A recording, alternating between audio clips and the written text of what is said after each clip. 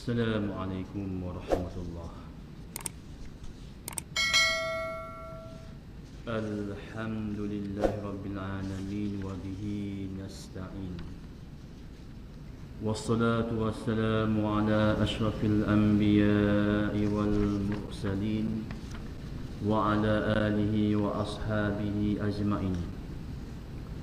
Subhanaka la ilma lana illa ma 'allamtana innaka antal alimul hakim. Wala haula wala quwwata illa billahil aliyyil azim, amma ba'd. Alhamdulillah, syukur kita kepada Allah Subhanahu wa taala pada tengah hari yang diberkati Allah ini, dapat sama-sama kita berada di rumah Allah dan dapat sama-sama kita berada di suatu majlis ilmu. Mudah-mudahan kita semua dirahmati Allah Ta'ala dan diberkati Allah Ta'ala. Hadirin hadirat yang dirahmati Allah, kuliah zuhur saya kebiasaannya saya membawa tajuk fiqh manhaji yang kedua, bacaan kitab al-fiqhul manhaji yang kedua, dan juga fatwa-fatwa semasa. Cuma pada tengah hari ini saya nak menyambung jawapan soalan yang ditanyakan kepada saya. Jadi bacaan fiqh kita ni kita tangguh dulu sementara. Saya nak habiskan jawapan persoalan yang ditanya kepada saya sebelum ini, di mana ada kaki tangan kita yang telah WhatsApp saya minta penjelasan, ulasan berkenaan dengan suatu etika yang bertajuk antara adat Melayu yang bertentangan dengan Islam namun masih diteruskan hingga kini. Jadi etika ni saya dah jawab sebahagiannya pada kuliah yang lepas lah. Cuma tak sempat habis. Tak sempat habis hari ni, tengah hari ni saya nak menyambung jawapannya. Yang konon-konon adat Melayu yang bertentangan dengan Islam namun masih terus diteruskan hingga kini. Secara umumnya saya mengatakan etika ini sebenarnya lebih kepada fahaman ataupun aliran Wahabi yang mempertikaikan perkara-perkara khilafiyah. Etika ni lebih kepada fahaman Wahabi yang cuba mempertikaikan perkara-perkara khilafiyah. Dan saya menjawab berdasarkan hujah-hujah daripada alim ulama yang muktabar. Baik, jadi yang pertama saya dah ulas dulu mendengar berita sebut Fatihah, saya dah ulas dulu. Yang kedua dah ulas hari ni sambungan. Pada hari ni sambungan yang keempat ya. Yang keempat, kubur jenazah. Jadi tuan-tuan yang lepas pandang boleh refer baliklah dalam Facebook kita, Facebook surau, ada jawapan saya tu, boleh refer balik. Pertama, kedua, tiga ada jawapannya. Hari ni sambung yang keempat. Yang keempat, kubur jenazah. Kata artikel sebut, adat Melayu kubur dihias sebagai pelamin untuk pengantin. Jadi kubur dihias sebagai pelamin untuk pengantin. Pengantin. Memang ini tak betul lah. Setujulah. Hak ni kita setuju dengan etika ni. Kubur mana boleh berhias macam pelamin. Selain itu, kubur juga diletakkan nama, tarikh hidup serta tarikh mati. Letak nama. Nama ni khilafiyah yang tak perlu dipertikaikan. Mana khilafiyah saat lagi saya akan terangkan. Ada juga yang mengambil upah untuk bacaan Quran pun khilafiyah. Dalam kuliah yang lepas saya sebutlah, ada ulama yang boleh mengharuskan upah baca Quran di kubur ni. Antaranya Qadi Husain. Walau bagaimanapun sebahagian ulama melarang upah. Kalau baca tanpa upah itu afdal. Upah ni khilaf. Yang paling baik pi baca Quran di kubur, hak tu afdal. Imam Syafi'i sendiri pun sebut. Qala Syafi'i wal ashab, kata Imam Syafi'i dan ashabus Syafi'i, wa yusannu an yuqra'a indahu ay indal qabri syai'un minal Quran. Imam Syafi'i dan ashabus Syafi'i sebut sunat dibaca sesuatu di sisi kubur. Sunat dibaca sesuatu daripada Al-Quran dekat kubur. Wa qalu wa in khatamu Qur'ana kullah kana hasanan. Kata Imam Syafi'i dan ashabus Syafi'i, kalau khatam semua Quran tu baca atas kubur, semua khatam semua sekali lebih baik. Jadi memang ada galakan baca Quran di kubur. Dan pahala bacaan tadi sampai kepada si mati berdasarkan pandangan jumhur ulama dan juga Imam Syafi'i sendiri. Sampai kepada si mati. Isu yang berlaku upah macam mana ustaz upah? Khilaf ulama. Sebahagian ulama melarang upah. Kalau upah akan terjejas keikhlasan. Bila tak ada ikhlas tak ada pahala. Macam mana pahala nak sampai kepada si mati? Tapi pandang Qadhi Hussein, kalau ikhlas sekalipun upah tetap sampai. Dengan syarat ikhlas lah. Maka Qadhi Hussein mengharuskan. Jadi berkhilafiyah tak payah kita bergaduh. Menjadikan kubur sebagai tempat beribadah, tempat meminta dan mengadu tentang kehidupan. Tempat ibadah tak kenalah masjid tempat ibadah. Tapi baca Quran di kubur tak salah. Adab Melayu juga dikatakan perlu untuk anda memberi wang kepada si mati, si penggali kubur, dan wang tunai yang perlu disediakan adalah sekurang-kurang 1,000 wang tunai pasal nak gali kubur. Ini pun adab yang tak baiklah. Saya setuju hak ni.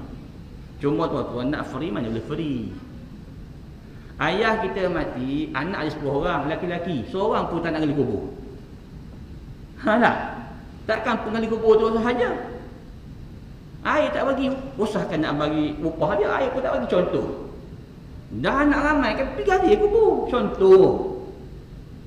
Jadi soal upah ni tuan-tuan, soal upah ni tak berpertikai lah. Cuma yang kita pertikai kalau upah tu mahal sangat, tak pandai lah. Jadi tuan-tuan, kerana bila berlaku kematian, fardu kifayah dulu kepada anak-anak dulu. Dah anak tak upah, anak tak nak gali, upahlah orang. Baik. Adat Islam, kata pengarang, kata artikel ni, adat Islam kubur tidak ditinggikan, malah diratakan tanpa sebarang hiasan. Kubur diratakan, betul ke? Tak betul. Islam ke mana ni? Sekali lagi saya akan baca, saya akan bagi hujah. Tiada bangunan kubur yang tidak diletakkan sebarang kapur, nama atau tarikh hidup dan mati. Tak boleh buh nama. Kerana kalau buh nama ni bukan Islam. Tak buh nama baru Islam. Betul ke? Pun tak betul. Ini perkara khilafiyah. Tiada upah bacaan Al-Quran di kubur. Hanya satu batu nisan diletakkan. Tempat perkuburan ini tidak dijadikan sebagai tempat ibadah, hanya di masjid. Paling penting tidak wang diperlukan kerana tugas menguruskan jenazah adalah fardu kifayah bagi setiap umat Islam. Baik, tuan-tuan. Saya nak jawab pernyataan ini berdasarkan apa yang disebut oleh Syekh Dr. Wahbah Az-Zuhaili. Ulama besar, tuan-tuan. Ulama besar masa kini yang mengarang kitab Al-Fiqhul Islam, Mu'adilatul Fiqh Islam dan dalil-dalilnya, kitab fiqh 4 mazhab. Ada sebelah ini saya ada kitab ni, tebal. Sebelah ini kitab. Jadi apa kata Dr. Wahbah Az-Zuhaili tentang perkara ni? Saya petik dalam kitabnya, kitab Al-Fiqh Islam jilid yang pertama, muka surat 523. Saya dah print ni. Saya baca sikit tuan-tuan. Yang pertama sekali kata Dr. Wahbah Az-Zuhaili, yurfa'ul qabru qadra shibrin faqat. Kubur itu ditinggikan sekadar sejengkal. Kubur ni tinggi daripada tanah sekadar sejengkal. Jadi dia kata Islam rata. Kalau tinggi tu Melayu. Tak betul. Nampak tak? Dalam kitab Mu'tabar ni, kitab fiqh 4 mazhab Dr. Wahbah Az-Zuhaili jilid yang kedua, dia sebut ditinggikan kubur tadi kadar sejengkal liyurafa annahu qabr, supaya dikenali dia kubur. Kalau sama rata dengan tanah, orang pergi pijak haram. Pijak kubur ni. Jadi tinggikan sikit supaya orang kenal. Baik. Fa yatawaqqa wa yutarham ala sahibi. Jadi ditinggi ni akan terpelihara kubur ni dan orang akan tahu ni kubur. Orang akan merahmati penghuninya.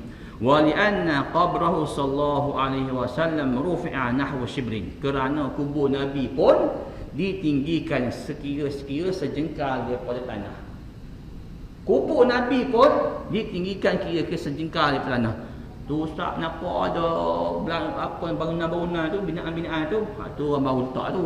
Asalnya tinggi sejengkal daripada tanah. Kubur Nabi.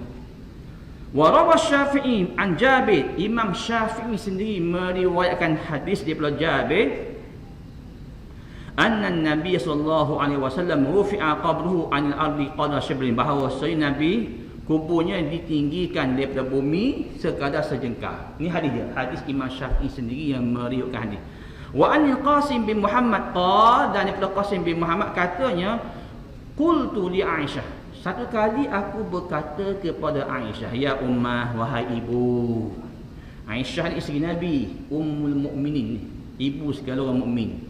Jadi Qasim ni dia jumpa Aisyah, dia kata, wahai ibu, ikshifi li an qabrin Nabi sallallahu alaihi wasallam wa sahibaihi, tolonglah tunjukkan kepadaku mana kubur Nabi dan kubur dua sahabat Nabi, Abu Bakar, Umar. Aku nak tengok kubur Nabi dan kubur dua sahabat Nabi. Fa kashafat li an thalath qubur. Lalu Aisyah mari masuk kubur Nabi, tuan-tuan, dalam rumah Aisyah. Dalam rumah Aisyah ada kubur Nabi tu, rumah Nabi.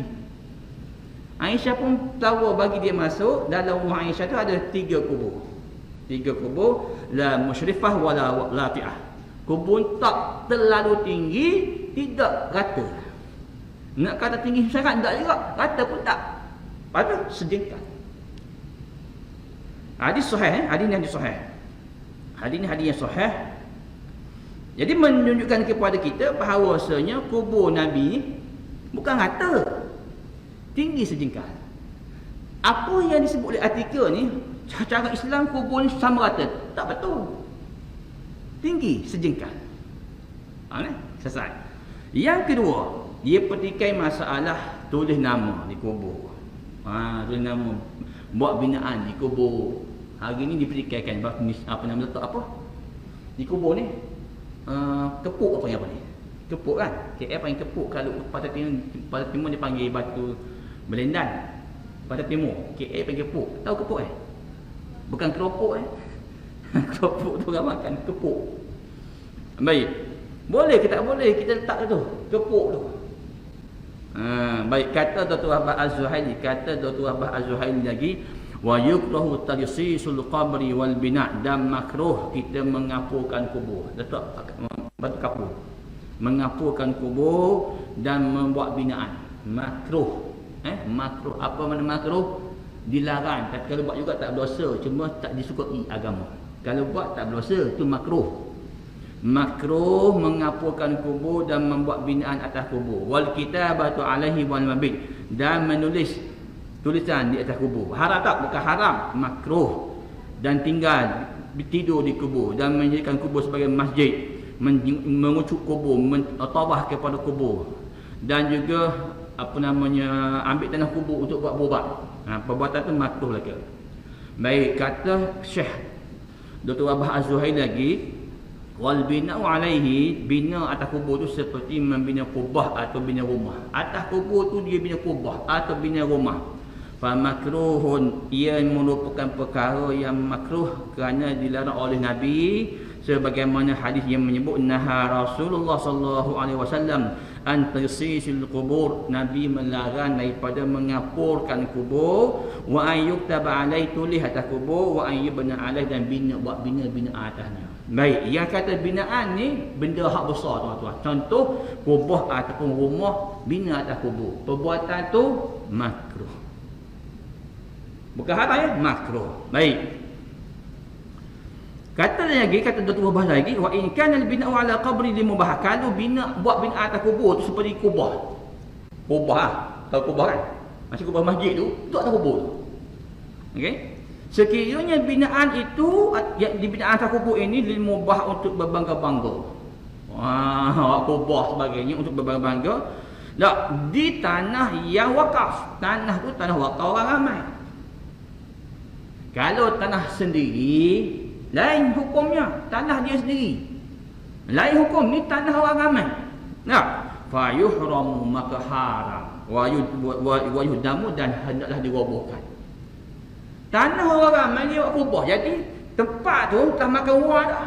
Sepatut dapat 3 orang dah. Jadi dia seorang je. Haram, kena roboh. Tanah orang ramai. Baik. Haram dah kena roboh. Baik. Kerana apa? Kerana makan ruat, makan hak orang lain. Jadi perbuatan tu haram. Tapi tuan-tuan, kalau tak kepuk ni, kepuk bukan binaan tau. Ada geng-geng Wahabi kata kepuk ni binaan. Dia baca dia buat larangan binaan ni. Kepuk bukan binaan. Kecil jadi tu kepuk ni. Cuma kalau besar sangat makan dua orang, tanah tu tanah wakaf, jadi haram juga. Pasal makan dua orang lain. Letak kecil je, hak kita je, tak makan dua, harus. Dia tidak termasuk binaan yang dilarang oleh Nabi, kepuk tu. Tetapi dia dikiaskan dengan batu nisan. Kepuk ni. Baik. Wa amal kitabatu 'ala al-qabri, adapun tulis atas kubur ni, tulis nama orang. Apa nama? Nama Hasan bin Ismail, ayah saya. Tulis nama atas kubur tak boleh.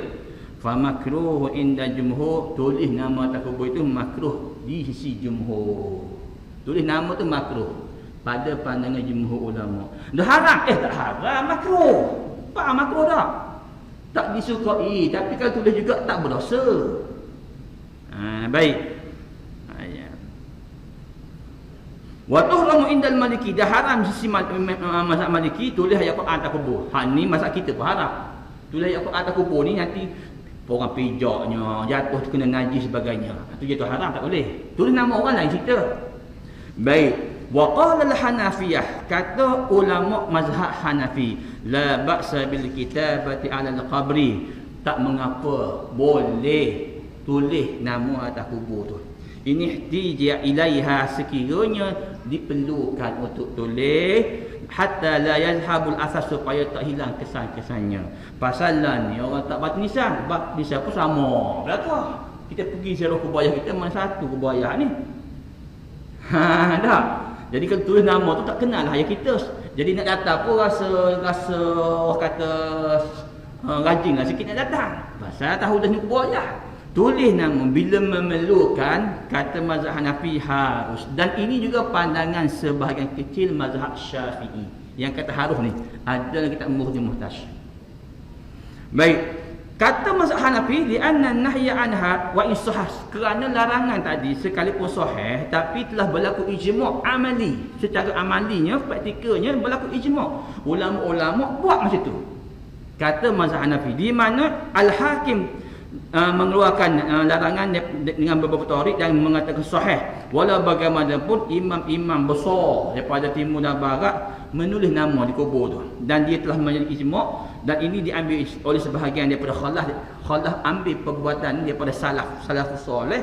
Dan perkara ini kata ulama mazhab Hanafi diperkuatkan lagi dengan hadis yang dikeluarkan oleh Abu Daud dengan sanad yang baik, anna Rasulullah sallallahu alaihi wasallam, bahawasanya Rasulullah sallallahu alaihi wasallam hamala hajaran, satu kali Nabi bawa batu. Nabi pikul batu. Dah. Wa wada'aha inda ra'si Utsman bin Mas'ud. Nabi letak batu tu di hujung kepala kubur Utsman bin Mas'ud. Nabi ambil batu, bawa batu besar lah, bukan kecil. Letak di kubur Utsman bin Mas'ud sebagai batu nisan. Baik. Wa qala, kata Nabi, atau alamu biha qabr akhi. Nabi ambil batu tu letak di kepala, hujung kepala kubur Utsman bin Mas'ud. Nabi kata, aku letak batu ni supaya aku dapat kenal kubur Utsman bin Mas'ud ni. Nah, wa qad fanu fi ilaihi man mata min ahli, aku nak kuburkan ahli keluarga aku kat sini, kata Nabi. Makna kata Nabi letak batu tu pasal apa? Tanda ini kubur Utsman bin Mas'ud, ahli keluarga dia. Baik, fa innal kitabata tariqu ila ta'arufil qabri biha. Maka kata mazhab Hanafi ni, tulis nama atas kubur ni salah satu cara nak kenal kubur. Nabi ambil batu letak di kubur Utsman ni sepasal tanda nak kenalnya kubur Utsman bin Mas'ud. Bukankah tulis nama tu satu cara untuk kenal kubur? Sama. Kalau begitu salah ke mana? Tak salah lah, pasal tulis nama tu bukan untuk lain, untuk nak kenal je. Sebagaimana Nabi tak batu nak kenal kubur Utsman bin Mas'ud. Ni mazhab Hanafi kata begitu. Maka bila berlaku perbezaan mazhab pandangan, tak boleh kita pertikai. Siapa nak pakai mazhab jumhur tak nak tulis nama, silakan. Siapa nak tulis nama pakai mazhab jumhur, pakai mazhab Hanafi pun betul. Tak usah kata Melayu lah. Pasal ni mazhab Hanafi ni, mazhab Hanafi bukan Melayu. Imam Hanafi ni imam orang Arab ni, Imam Hanafi ni bukan orang Melayu. Macam mana kamu kata Melayu pula? Tak sesuai dengan selera kamu, Melayu, adat Melayu, bukan adat Islam. Habis tu iman Nabi bukan Islam ke? Baik. Hadirin yang dirahmati Allah Subhanahu wa taala. Jadi, tuan-tuan, tiada upah bacaan Al-Quran saya dah jelaskan tadi. Berkaitan batu nisa pun dah jelaskan tadi. Baki lagi ada tak fatwa yang berkaitan dengan kepuk ni? Boleh tak boleh tak kepuk? Kepuk pun masalah juga, tuan-tuan. Buka dalam YouTube, dalam Facebook, tuan-tuan, ada golongan-golongan Wahabi ni, dia ekstrim. Dia pergi ambil gambar perkuburan yang ada kepuk ni. Perkuburan bid'ah itu dia. Bid'ah pula dah. Masya-Allah. Nampak? Dia ambil kubur mana Arab Saudi tu, hak tak ada hak kata belaka, ada batu nisan biji je. Ni hak sunnah. Pulak dah. Senangnya sesatkan orang. Semudah itu sesatkan orang. Bid'ah sesat apa dia? Nampak? Tuan-tuan, saya print fatwa ni. Ini fatwa dua negeri ni. Fatwa daripada wilayah dan fatwa daripada Kelantan. Berkaitan dengan kepuk ni. Kepuk tidak termasuk dalam bangunan yang dilarang. Dia sama dikiaskan dengan batu nisan tadi. Saya baca fatwa. Fatwa pertama, fatwa daripada mufti wilayah. Pernyataan mufti wilayah tentang keharusan meletak berlindan ataupun kepuk atau kubur. Tuan-tuan, saya baca sikit. Tuan-tuan boleh follow dalam Al-Kafi lil Fatawi. Dan buka laman web rasmi. Pejabat mufti wilayah, cari dalam Al-Kafi lil Fatawi, soalan yang ke-350. 350. Soalan dia, Assalamualaikum Ustaz, saya ada pertanyaan berkenaan bolehkah didirikan binaan seperti kepuk di kubur seseorang macam yang banyak berlaku di kubur-kubur Islam di Malaysia sekarang? Ini orang tanya mufti wilayah. Ya, soalan ni soalan bertahap pada 4 Ogos 2016 soalan ni. Dijawab oleh mufti wilayah. Waalaikumsalam warahmatullahi. Perkara ini khilaf dalam kalangan ulama. Clear? Perkara ni khilaf. Bila khilaf? Saya bergaduh lah. Khilaf bermaksud ulama berbeza pandangan. Bila ulama, Nabi sendiri pun memperakui khilaf.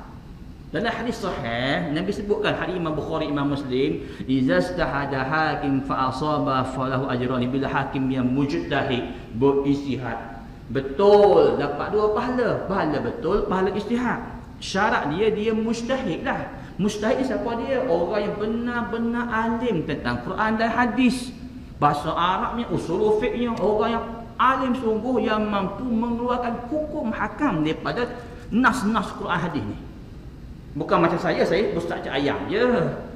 Ada mufti ada hari ni pun bukan dia fatwa seorang-seorang, dipanggil pakar ni, pakar bahagian hadis ni, pakar bahagian ni, dia fatwa berdasarkan secara kolektif. Ada pasal hari ni nak cari satu badan tubuh tu, dia alim belaka, ilmu usul fiqh dia pakar, hadis pakar, Quran pakar, payahlah nak cari orang macam Imam Nawawi pakar hadis, pakar fiqh, payah. Maka mufti hari ni berfatwa secara kolektif. Ada. Jadi kalau ulama tu mujtahid, dia beristihad, betul 2 pahala. Wa iza jatahada fa akhta'a. Kalau dia beristihad tersalah, falahu ajrun wahid, dia tetap mendapat 1 pahala. Nabi sendiri memperakui ijtihad ulama umatnya. Mari kita condemn ijtihad ulama. Sesat, bid'ah sesat. Padahal istihad, Nabi memperakui istihad. Kamu siapa? Nampak tuan-tuan? Jadi bila sebut khilaf, maknanya perbezaan pendapat ulama mujtahid. Mana-mana pandangan betul belaka, asalkan pandangan ulama mujtahid. Faham tak? Jadi kata mufti wilayah, perkara ini khilaf di kalangan ulama. Tujuan asasnya adalah supaya tanah tidak roboh. Pasal apa letak kepuk ni? Supaya tanah tak roboh, ya. Bagi membezakan antara tanah kubur dan bukan, supaya orang kenal ni kubur. Tuan-tuan, kalau tak ada kepuk ni, kata orang pergi kubur, orang pijak je. Sedangkan ada hadis yang melarang pijak kubur. Kamu duduk atas berapi lebih baik daripada kamu pijak kubur, kata Nabi. Hadis sahih. Tuan-tuan, saya masa arwah ayah meninggal, arwah ayah saya meninggal suatu masa dulu, 3-4 tahun lepas nama dah. Kampung saya tu, masjid kampung saya tu dulu okey. AJK lepas tu dikuasai oleh golongan geng-geng Wahabi. Dulu kalau saya balik memang jemput ceramah selalulah. Dia orang kenal saya. Ayah saya pun ahli masjid 5 waktu. Jadi lepas pada geng Wahabi ni pegang, tak panggil kita, tak apa, tak hadlah kitanya. Cuma bila arwah ayah meninggal, ke bumi sebelah masjid lah. Perkuburan tu sebelah masjid. Jadi masjid ni memang kubur ni orang masjid yang bawah pengusaha masjid. Saya fikir, boleh tak kebuk ni. Saya fikir tak kebuk pasal apa? Daripada tanah luar nak ke kubur ni, kubur lama-lama dipijak orang, dah jadi jalan. Kubur lama-lama dah baru ngisap kecil je. Ada hak patah, ada hak terbuang. Tak sama rata tanah, dah dipijak orang, dah jadi jalan. Salah tu, haram tu, pijak kubur. Cuma ulama berbeza pandangan. Kalau kubur baru haram, kalau kubur lama dah, yang kemungkinan jasad yang dah hancur dah, makruh. Itu khilaf ulama lah. Tapi larangan tetap ada larangan daripada hadis sahih pijak kubur. Cerita dia, kita nak pergi ke kubur ayah kita tu, kubur hak depan ni dah pijak orang, jadi jalan dah. Kenapa? Kerana tak ada kepuk. Cuma bila dah ke bumi dah ayah, kita fikir boleh tak kepuk ni. Kan geng Wahabi marah pula. Tengok apa namanya, poster tak ada buat poster larangan. Biasanya tak poster larangan, tak dilarang. Kita dah tak ada larangan, kita pun dia orang kena. Saya pergi tempat kepuk yang paling murah sekali. Kecil je letak di kubur ayah. Saya pergi ziarah balik kampung, ziarah kali kemudian tak ada kepuk hilang. Dibuang oleh dia orang. Tengok di ujung. Masya Allah. Apa AJK masjid buat kerja macam ni? Pergi buang kubur orang ni. Kalau tak boleh letak, bagi tahu awal-awal. Sebab masa nak ke bumi dulu, AJK masjid juga ayat urutkan. Saya bayar upah RM500 untuk gali kubur tu. Kenapa tak beritahu? Tak boleh tak kepuk. Beritahu awal-awal lah. Nampak tak? Sikap Wahabi ni. Saya pun ajak adik saya ambil tak balik. Dia tak buat, dia tak pecahkan, dia tak ujung, dia buat dia ujung. Saya pun print fatwa ni. Fatwa Kelantan, fatwa wilayah, print.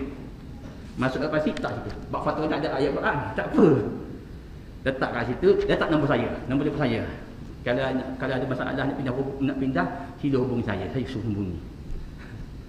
Lepas pada tu, tak pusing lah. Tak hubungi pun. Saya pergi semayang pun tak tegur pun, tak ada tegur cerita balik. Nak cerita sikap golongan Wahabi ni tuan. Kenapa kau ajar begitu?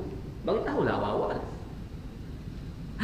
Jadi tuan-tuan, mufti sebut pasal apa letak kepuk ni? Antara sebabnya supaya agak tidak dipijak dan menjadi jalan. Ni cerita dia.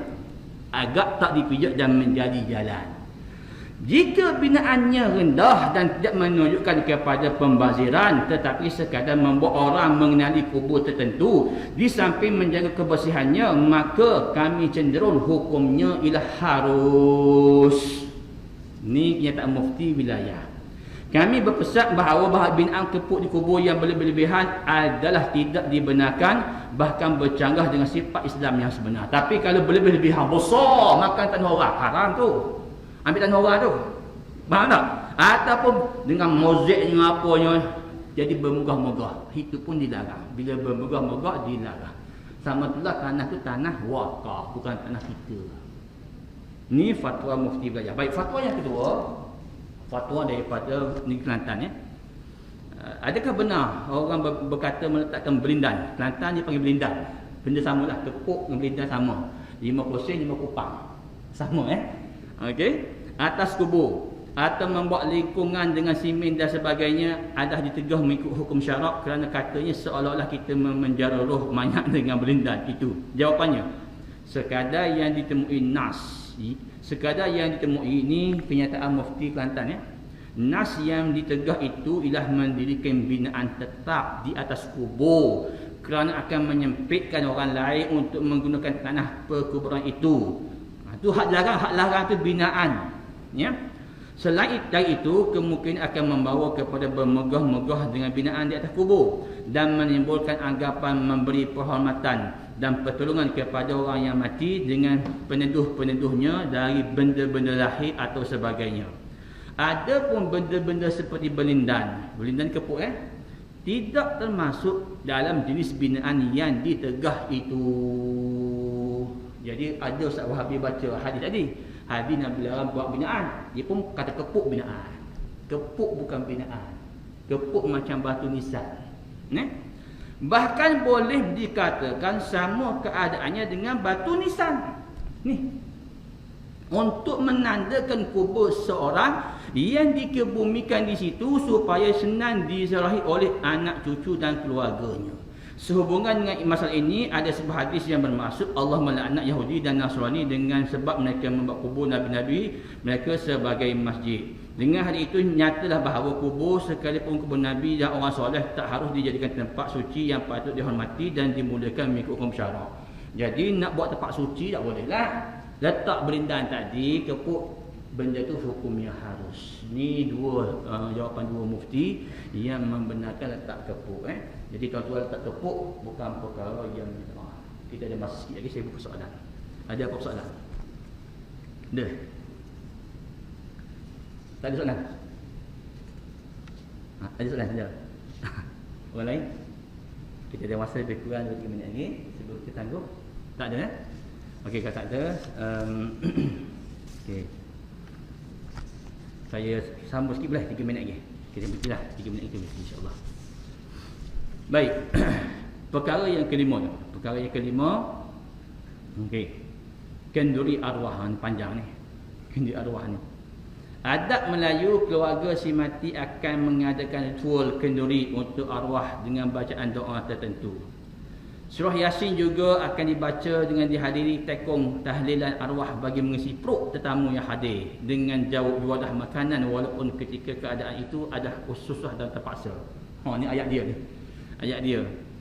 Kenduri arwah ini juga akan diadakan selama 7 hari, 40 hari, 1 hari atas kepercayaan agar mayat itu tidak diseksa dan tidak disoal ketika di dalam kubur.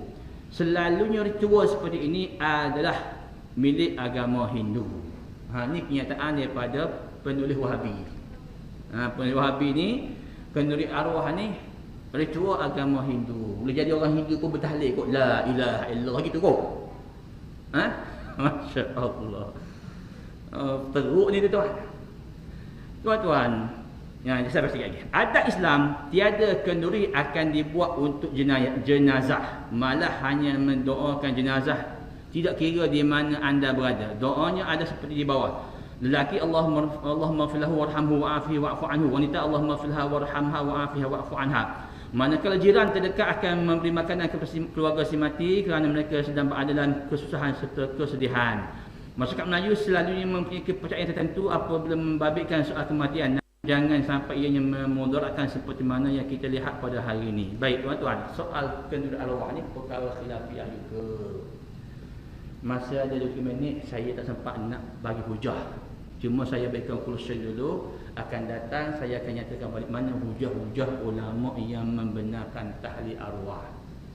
Conclusion nikahnya tahlil arwah ni perkara khilafiyah. Bila sebut khilafiyah, ulama berbeza pandangan. Nah, sebut tahlil arwah tuan-tuan, dia merangkumi 2 perkara. Yang pertama soal isu buat makan. Buat makan sempena kematian. Buat makan sempena kematian tak selama-lamanya haram.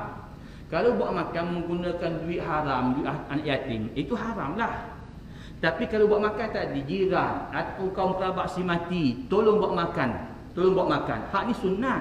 Imam Syafi'i pun kata sunat. Hadis pun sebut tolong buat makan kepada keluarga Ja'far, pasal keluarga Ja'far tengah sedih kerana dapat berita kematian Ja'far. Nabi suruh buat makan tu. Tapi yang buat makan tu bukan keluarga si mati, jiran dia ataupun kaum kerabat dia. Siapa tak boleh keluarga si mati? Keluarga si mati sedih, membebankan dia. Orang lain perlu buat makan. Jadi isu buat makan ni tak selama-lamanya haram. Ada kala haram, ada kala harus, ada kala sunat. Faham? Kemudian yang kedua, isu bacaan Quran ni. Isu bacaan Quran yang dihadiahkan kepada si mati sampai ke sampai. Sepakat ulama doa istighfar, sedekah, sepakat ulama kata sampai. Khilaf ulama tentang bacaan Quran. Ibadah badaniah mahdah, baca Al-Quran, zikir, tahlil sampai tak sampai. Jumhur ulama kata sampai. Jadi cerita dia perkara ni perkara khilafiyah. Kebanyakan fatwa-fatwa dan negeri ni, fatwa wilayah pun ada sebut perkara khilafiyah. Fatwa Selangor sebut perkara khilafiyah. Negeri Sembilan pun sebut perkara khilafiyah yang tak patut dituduh sebagai bid'ah. Nampak tak? Bila sebut khilafiyah berlapan tak ada lah. Siapa nak buat tak apa. Siapa nak buat ada alasannya. Cuma siapa nak buat jangan sampai ke tahap yang melanggar prinsip agama tadi. Mari Ustaz Wahabi bukan YouTube. Tahlil arwah ini lebih keji daripada zina. Masya Allah. Lebih teruk daripada zina. Bukan YouTube, tak YouTube. Tahlil arwah lebih teruk daripada zina. Jumpa Ustaz tu. Lebih teruk daripada zina. Zina dosa besar dengan sepakat ulama. Siapa kata zina halal, kafir dia. Tahlil arwah khilafiyah. Bila khilafiyah, macam mana kamu boleh kata tahlil arwah ini lebih teruk daripada zina? Inilah ekstrim golongan Wahabi ni. Lebih teruk daripada zina, tuan-tuan. Kalau pelacur dengar, aku lebih baik dekat Pak Haji dekat surau macam Pak Haji buat tahlil. Ustaz kata lebih teruk daripada zina. Jom zina. Ni ustaz ni. Teruk tuan-tuan ni. Mufti wilayah, mufti Perlis keluar fatwa tahlil arwah bid'ah yang amat keji, menyerupai siji pengampunan dalam agama Kristian. Teruk juga fatwa. Satu fatwa yang membid'ahkan tahlil arwah. Negeri lain semua mengatakan khilafiyah. Tuan-tuan, kita tak perlu jumpa lagi ustaz yang buat tahlil ni, dia ni mengakukan dosa dah. Jom buat tahlil saya, bayar RM50, saya ampunkan dosa dah. Kalau ada ustaz macam tu, itu bukan ustaz, itu orang gila. Ada ke orang buat tahlil mengaku dia mengampunkan dosa dah? Macam mana boleh fatwa Perlis menyebut menyerupai sidi pengampunan agama Kristian? Itu suatu fitnah dan tuduhan yang berbau fitnah. Sebab tu tuan-tuan, kita ni suara kita bawah wilayah menyebut tahlil arwah perkara khilafiyah. Bila khilafiyah, siapa tak nak buat silakan, siapa nak buat jangan tuduh sesat. Mana hujah Ustaz? Hujah tak sempat masa dah habis, insya-Allah akan datang saya akan ulas mana hujah-hujah yang mengatakan ada tahlil arwah. Konklusinya perkara khilafiyah berlapan dadalah dengan perkara khilafiyah. Wallahu a'lam. Aku qul hadza wa astaghfirullah azim li wa lakum. Wassalamualaikum warahmatullahi taala wabarakatuh. Aqimus salat.